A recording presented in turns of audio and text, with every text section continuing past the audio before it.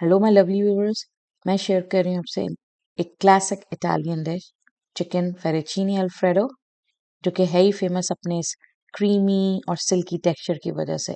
ज़बरदस्त सा क्रीमी और डिलिशियस सा फ्लेवर, और पास्ता लवर्स के लिए तो बहुत ही ज़बरदस्त किस्म का ऑप्शन है।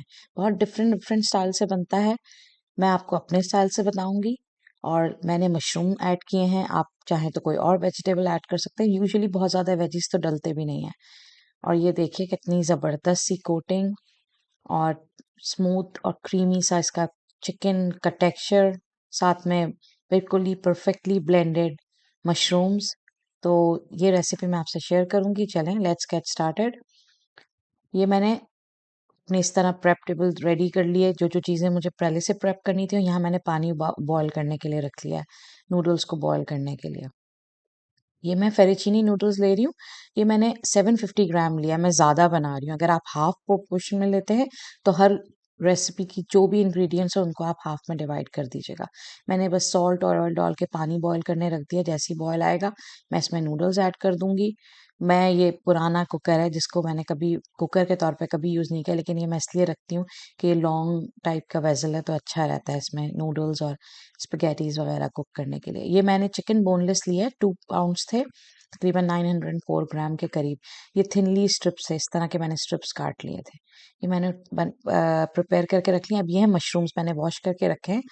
400 ग्राम थे। आपकी मर्जी है आप इसके स्टेम्स रिमूव करें या नहीं करें। मैं रिमूव करती हूँ, मेरे बच्चों को खास पसंद नहीं है, वरना स्टेम्स भी बहुत अच्छे लगते हैं। आप उसके साथ इसको फाइनली स्लाइस करके सारे रख लीजिए। इस तरह मैंने सारे वॉश करके और ये मैं स्लाइस करके रख लूँगी। पहले से अगर सारी चीज़ें प्रेप करके रख लो तो कुकिंग बहुत आसान हो जाती है, चाहे वो ये बनाएं या चाहे कोई भी डिश आप बना रहे हो। तो ये मैंने सारी चीज़ें इसीलिए पहले से प्रेप करके रख ली थी। वंस इट्स डन तो वो फिर फटाफट फटाफट आप जो जो बनाना चाहें वो बनाते जाएंगे। अगर आप एग्जैक्टली मेरी रेसिपी ये वाली फॉलो करेंगे तो यकीन जाने बहुत ही ज़बरदस्त बिल्कुल रेस्टोरेंट स्टाइल की बनेगी। ये मैंने एक लार्ज अनियन लिया है, उसको मैंने वॉश करके मैंने इस तरह चॉपर में कर रही हूँ। आप चाहें तो डायरेक्ट, जब ये मैं हैंड चॉपर था उसमें मैंने चॉप किया था, फाइनली चॉप चाहिए था तो आप चाहें तो इसे हाथ से कर लीजिए। और इस तरह मैंने ये चॉप करके रख लिया है। और साथ में गार्लिक के क्लोव्स लेने थे, मैंने 6 लिए थे, 6 से 7। और उसको भी मैंने, आप चाहें तो चॉपर, हैंड चॉपर में कर लें, नहीं तो हाथ से कर लें। मैंने हाथ से इस तरह चॉप करके रख लिया था। ये छोटी छोटी प्रिपरेशन है जो टाइम लेती हैं, लेकिन ये पहले से अगर प्रिपेयर कर लेंगे तो हाफ एन आवर से भी कम में आपकी डिश रेडी हो जाएगी, क्योंकि चिकन तो बहुत जल्दी कुक हो जाती है। बस ये भी हमारा रेडी हो गया। साथ में मैंने फ्रेश पार्सले लिया है। आपकी मर्जी है, आप चाहें तो, सिलेंट्रो इतना अच्छा नहीं लगता, आप चाहें तो स्किप कर दीजिए। और अगर चाहें तो सिलेंट्रो लेना हो, चाहें तो धनिया तो थोड़ा सा लीजिएगा, बट पार्सली जो है वो लाइक मस्ट है।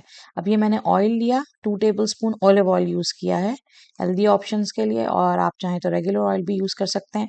उसमें मैंने ये चिकन डाल के इसको फ्राई करना है। मुझे वाइट करना है, लेकिन याद रखिए मैंने बहुत ज़्यादा ड्राई नहीं करना, मतलब जूसेस को रहने देना है।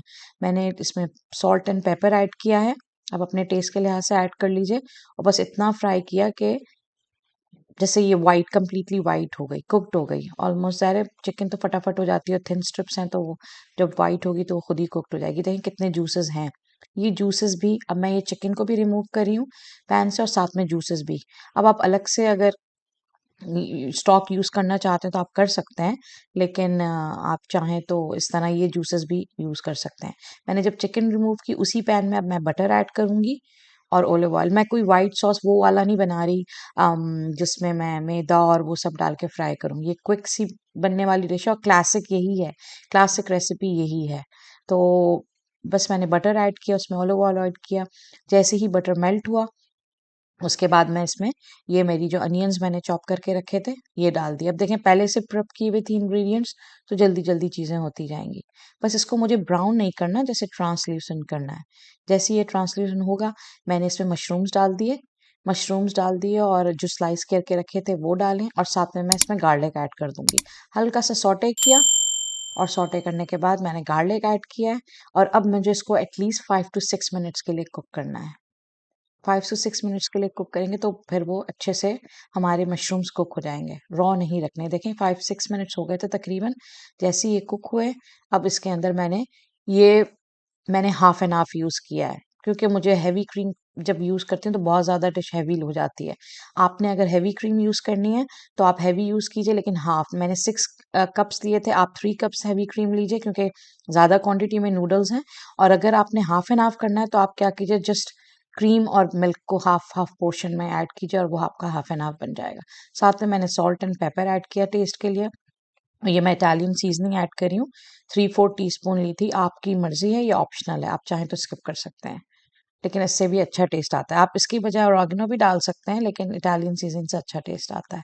जैसे ही बॉयल आया, मैंने चिकन ऐड किया, जो हमारी कुक चिकन थी वो, और पार्सली मैंने थोड़ी सी गार्निशिंग के लिए रखी थी, बाकी मैंने इसमें ऐड कर दी। बस ये देखें कितनी खूबसूरत सी डिश लग रही है हमारी। और अब जो है मैं इसमें अच्छे से उबाल आने दूंगी। अब इस पॉइंट पे अगर आप फुल क्रीम यूज़ कर रहे हैं तो आपने नूडल्स ऐड करने के बाद अच्छी तरह मिक्स करने के बाद आपने फ्लेम बिल्कुल बंद कर देनी है और पॉट को बंद करके 10 to 12 मिनट्स के छोड़ देना है, ताकि until it soaked, the noodles can soak the sauce। लेकिन अगर आप हाफ एंड हाफ यूज़ कर रहे हैं तो आप बिल्कुल लो फ्लेम पे 10 मिनट्स के लिए पहले पकाएंगे और फिर उसके बाद उसको आपने दम देना है, मतलब दम दे के और फिर आपने चूल्हा बंद कर देना और छोड़ देना है 10 मिनट्स के लिए। एक बात मुझे समझ नहीं आई हमारी उर्दू लैंग्वेज की, बचपन से पेरेंट्स बोलते रहे बच्चों बड़ों से आप से बात करो, हर शादी के बाद हस्बैंड से आप से बात करो, हम आप जनाब में ही पड़े रहे। अब इंग्लिश लैंग्वेज का क्या, ये तो गुस्से में हो तब भी यू, प्यार में तब भी यू, बड़ों को भी यू, बच्चों को भी यू। तो इंग्लिश लैंग्वेज तो मुझे ज़्यादा अच्छी लगती है। बच्चे जो है वो फ्री ऑफ माइंड है, जो यहाँ पे पर मतलब अब्रॉड रहते हैं बच्चे, वो तो यू ही यूज़ करते हैं ना, तो उनको ये आप जनाब के चक्करों में पड़ना ही नहीं है। देखिए हमारी ज़बरदस्त सी नूडल्स रेडी हैं, मैंने दम दिया था। देखें अब ये आपको लग रहा होगा थोड़ा सॉसी है, ये देखें मैंने इसको गार्निश किया, जो मैंने रखे थे पार्सले के साथ वो ऐड किया है, लेकिन ये बहुत जल्दी जल्दी सोक करता है। तो अगर आप थोड़ी देर भी रखेंगे उसके बाद आप देखेंगे, अब ये देखिए मैंने स्पेशली आपको दिखाया है कि आफ्टर 20 मिनट्स कितना ज़्यादा सोक कर लिया है। और अगर आपके पास लेफ्ट ओवर रखा हुआ है, लेट सपोज आपका बच गया, आपने फ्रिज में रख दिया, तो जब भी वो करें, हीट करें, तो उसमें हल्का सा मिल्क, प्लीज़ क्रीम ऐड मत कीजिएगा वरना बहुत ज़्यादा हैवी हो जाएगा। सिर्फ हल्का सा मिल्क डाल के इसे हीट कर लीजिए। तो ये देखें हमारे मज़ेदार से रेडी हैं, बहुत ही सॉसी और creamy chicken, perfectly cooked mushroom से बहुत ही ज़बरदस्त सा टेस्ट आता है। अगर आपको मशरूम से प्रॉब्लम है तो आप मशरूम ऐड मत कीजिएगा, सब सिंपल प्लेन बना लें, या बहुत ज़्यादा वेजीज मत डालिएगा, कोई एक आध वेजी तो हो तो इनफ है, वरना नहीं, जस्ट स्किप कंप्लीटली। ये हमारे ज़बरदस्त किस्म के नूडल्स मेरे बच्चों के, मेरे हस्बैंड, हम सबके बहुत फेवरेट हैं।